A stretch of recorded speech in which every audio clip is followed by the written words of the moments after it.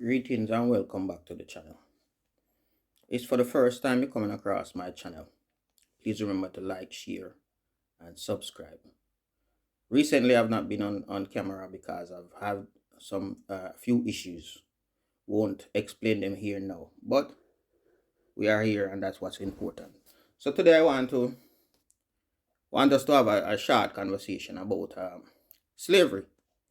And I put a video recently about different presidents and prime ministers been apologizing for the part that Europe and America and Africa took in slavery.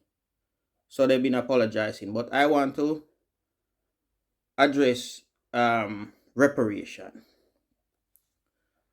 I think apologies without reparation, restitution, and repatriation for those that would like to return, because not everyone would like to return, and because of the affordability, not everyone can afford to return. So we should have a conversation about the reparation thing. When the Hebrews was leaving Egypt, they left with many things. After the captivity, I believe we should receive something to leave with to build a new nation.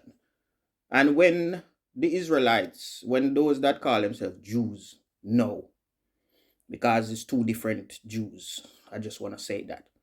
When those that call themselves Jews now was persecuted in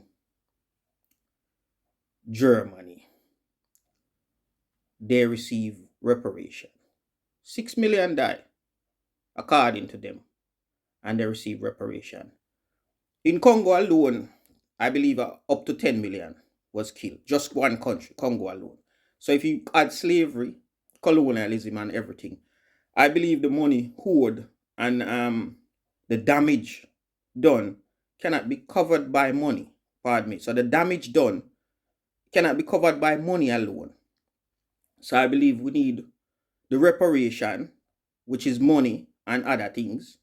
Restitution, mean to revive the people, and repatriation for those who want to return, meaning the European and the Africans should provide land and other resources so that who want to return can be resettled and supported.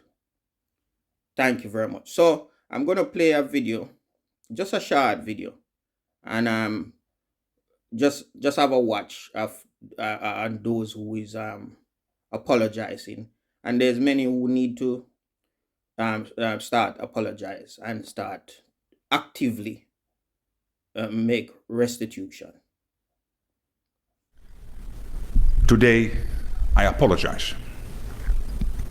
Ave mi trapidi disculpa. Vandaag bied ik Today, on behalf of the Dutch government, I apologize for the actions of the Dutch state in the past. Posthumously, to all formerly enslaved people worldwide who suffered from those actions, to their daughters and sons, and to all their descendants up to the present. Tot in het hier en nu. Along with the apology, Rutte promised a memorial year and a fund of 200 million euros that will pay for education and awareness projects aimed at reducing racist thinking. A fund that is very necessary, says Linda Neutmeer. Everything that we see around us that involves racism, institutionalized racism, comes from the slave history.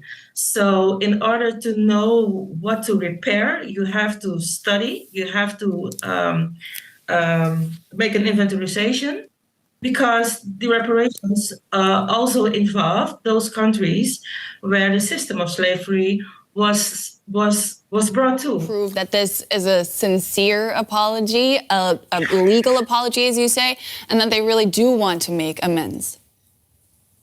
Well, one of the things, if you study the CARICOM 10-point agenda that we've been suggesting to our governments in the region with regards to how we begin with apology. If you even look at that, one of the things that we recognize is that reparations ought to be part of the conversation, right? If we're speaking about reparatory justice. The mere fact that the Netherlands government has already said that we will have a discussion about an apology, but we're not going to be discussing reparation, that's already a false start. That means they're not sincere, they're not looking to repair, to restore, or to compensate. And the discussion that there's going to be 200 million euros set aside for awareness says to us it's almost an insult. So where do we go from here? What should the next steps look like to include you and your community in the process and achieve something like reconciliation, if there can be such a thing? That's a good question. Well, for us, it's not up to the Netherlands to decide. As far as we are concerned, as far as ONE SXM is concerned, this is a process that has been ongoing in the Caribbean. In 2013, the CARICOM heads of government set up their reparations commission. St. Martin does not yet have an official reparations commission, but ONE SXM has filed to become an official member of the CARICOM Reparations Commission. That's for us is a first step. We are busy doing our own research. We have implored our government to set up a reparations commission officially, and we've asked our parliament to engage in discussions with the people in St. Martin. That's where we start.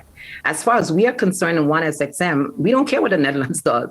The Netherlands is going to do what the Netherlands often does, present an agenda in the interest of the Netherlands, regardless to how it affects other people. This is why we're having this conversation today about reparations and slavery and apology. Had the Netherlands not operated from a place of greed in the interest of the Netherlands, we would not be here having this conversation today. So we're saying, let the Netherlands do what the Netherlands does all the time. We in St. Martin, in the Caribbean, are busy with our own study, with our own research. We do not wish to be rushed into it as it was done with the Netherlands. There was no discussion with St. Martin when the report was written. Apology. So that nowhere in the process will we engage in the conversation of what the apology should look like, or when it does come, how we are going to be involved in getting to reconciliation, as you mentioned. It's a one-sided colonial approach, and we reject it.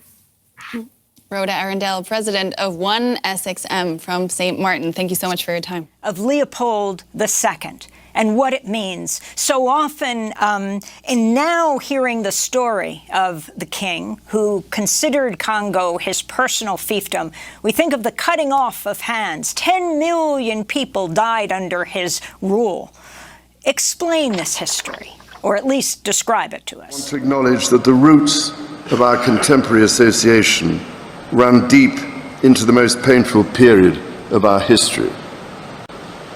I cannot describe the depths of my personal sorrow at the suffering of so many, as I continue to deepen my own understanding of slavery's enduring impact.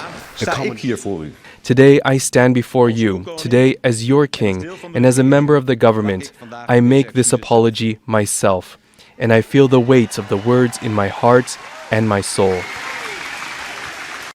The Netherlands got involved in the slave trade in the 1500s, becoming the world's largest transatlantic trader. It is estimated its networks are responsible for the trafficking of more than 600,000 people from Africa to the Americas. The king's apology met with mixed reactions. Honestly, I feel good, but I am still looking forward to something more than just apologies. Reparations, for example. The king said something about healing and repairing, but not necessarily about reparations, which are very important for our community to heal. For me, this apology, it's a justification that the Dutch government has seek apology for their I don't know how they have how they call it. We will call it the crimes against humanity. The king also announced an investigation into the Royal House of Orange-Nassau's role in slavery.